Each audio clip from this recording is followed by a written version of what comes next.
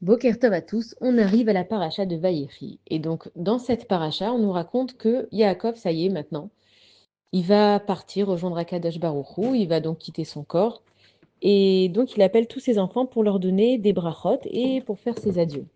Déjà, de là, on apprend qu'une personne, avant qu'elle parte, elle peut sentir, il y en a qui sentent pas, mais quand on arrive dans un âge avancé, on peut sentir. Et c'est important, en fait, de prévenir ses enfants et de partir quand on peut pas, on n'a pas le choix, c'est une chose.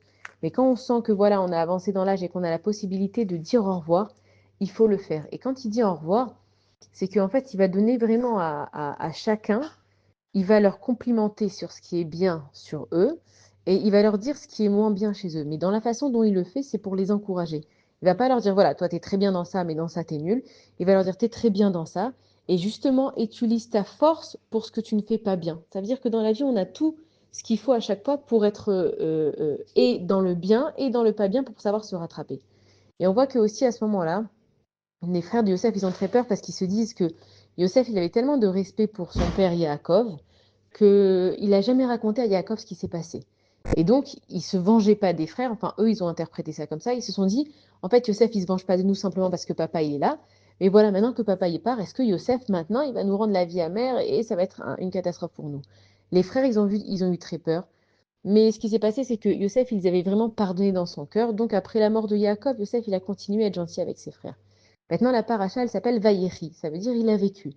Et c'est vrai qu'on aurait pu choisir un autre titre, le départ de Yaakov, une âme qui s'en va.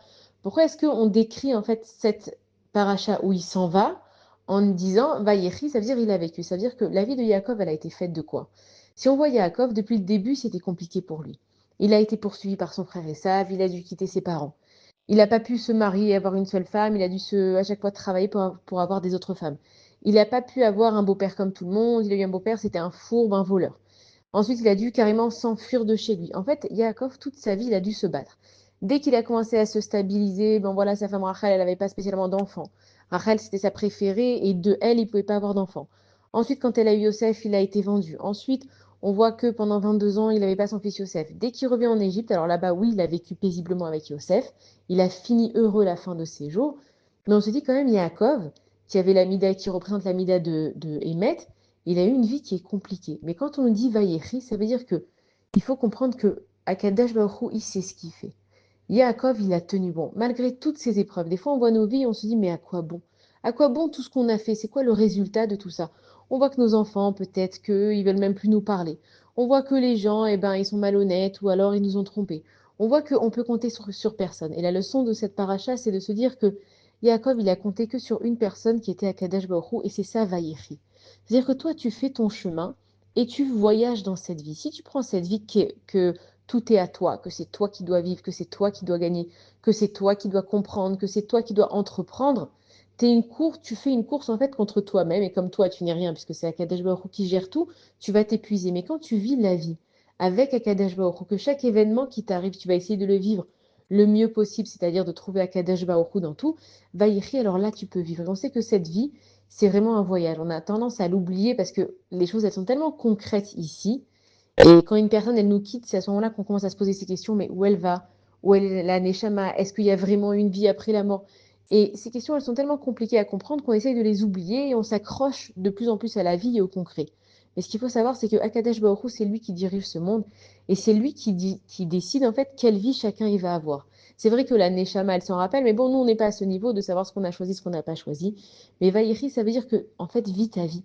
Plutôt que d'essayer de te battre contre les événements, et lui, je le laisserai jamais faire, et elle, ça se passera jamais comme ça, et plus jamais de ma vie, on me dira une chose pareille, et je vais m'énerver avec le premier qui fait comme ça, c'est qu'on est en combat, en fait, contre nous-mêmes, parce que la vie qu'on est en train de mener, Hachem, il a décidé que c'est cette vie qu'on va mener.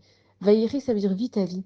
Arrête de prendre la tête tout le temps avec les événements et de pas être d'accord et de te battre contre ce qui arrive parce que tu éviteras pas les problèmes. Tu peux régler tes problèmes, mais tu peux pas vraiment éviter tes problèmes. Les choses, elles arrivent. Les gens, ils ont décidé des fois de faire faillite. Les gens, ils ont décidé d'avoir un accident. Les gens, ils ont décidé que telle et telle personne, elle allait partir à ce moment-là. On subit un petit peu notre vie. Maintenant, Akadosh Baruch Hu nous propose de ne pas subir la vie. Et ça, c'est de la vivre avec Akadosh Baruch Hu en comprenant que rien n'est pour notre mal. Une personne qui s'en va, justement, on a compris que c'est comme dans un train, il y a des wagons. Et au fur et à mesure du chemin, il y a des gens qui descendent à certaines stations. Pourquoi elle est descendue maintenant? J'aurais voulu qu'elle continue son voyage avec moi. Mais Hachem, il a décidé comme ça, c'était sa station à elle. Mais il faut savoir que tout le monde est en train d'aller dans le train de la vie et que c'est Akadosh Baruch Hu le conducteur. Ces Neshamot, elles disparaissent pas. Vayechi, c'est que Hachem, il te dit, voilà, moi je suis là.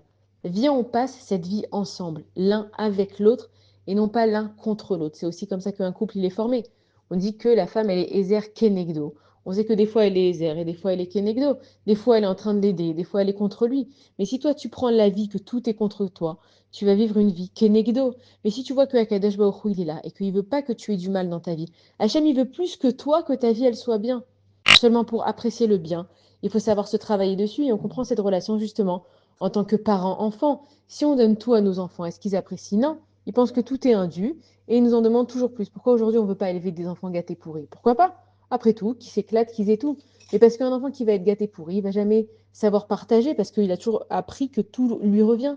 Un enfant qui est gâté pourri, est-ce qu'il peut se marier et avoir un mariage heureux? Non, pourquoi? Il n'a jamais appris à aimer, à partager. Donc Akadosh Baruch Hu, c'est vrai qu'il nous donne des épreuves et qu'on ne comprend pas forcément à chaque fois pourquoi elles nous arrivent, pourquoi maintenant. Mais ce qu'il faut savoir, c'est que une vie vaïri. Voilà, Yaakov, il a fait ce qu'il devait faire. À la fin de sa vie, qu'est-ce qui s'est passé?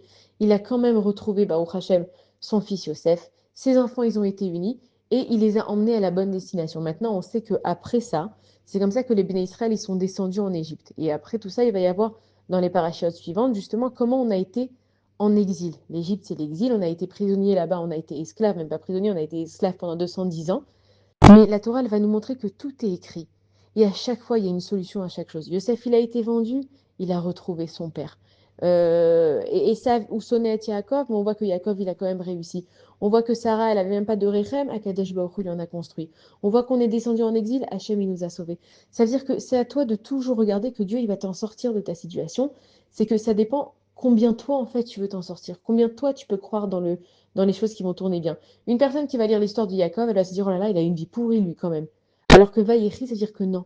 Lui, il a fait ce qu'il devait faire dans ce monde et maintenant il a sa récompense dans le Olam Abba.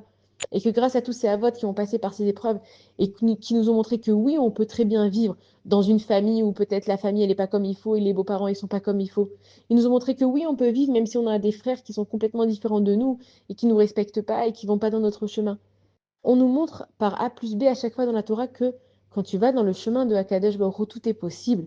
Mais le seul ingrédient, c'est de croire en Hakadosh Baruch Hu. Donc la vie de Yaakov, même si elle a été dure, elle a été mouvementée, à la fin, il est parti en paix. Il a béni ses enfants et il a laissé derrière lui, c'est lui qui a construit les Shvatim, c'est-à-dire que toutes les tribus, toutes les nations dans le monde, ça vient de Yaakov, c'est qu'il a laissé derrière lui les tribus qui vont maintenant continuer à vivre et par la force de nos avot, on apprend que tout est possible quand on a l'ingrédient principal, qui est d'avoir la foi en Akadosh Baruch Hu et de savoir que c'est Dieu qui gère ce monde.